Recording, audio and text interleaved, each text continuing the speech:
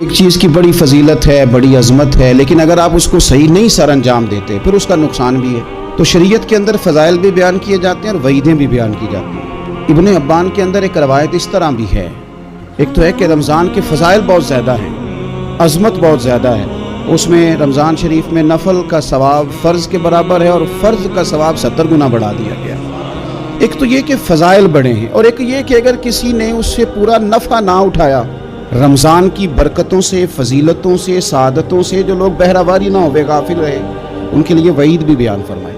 ये तस्वीर का जो दूसरा रुख होता है ये भी बड़ा समझने वाला होता है। हमारी वो कैफियत नहीं रमज़ान में होनी चाहिए जो बाकी महीनों में होती है। हमें गैर मामूली अहमियत इस महीने को देनी चाहिए, ख़ास हमारी तवज्जो होनी चाहिए। इसलिए इस माह मुक़द्दस का एक लम्हा भी ज़ाया ना करें और पूरी तवज्जो के साथ इस माह मुक़द्दस के अंदर आप अपने सारे मामलात को सर अंजाम दें।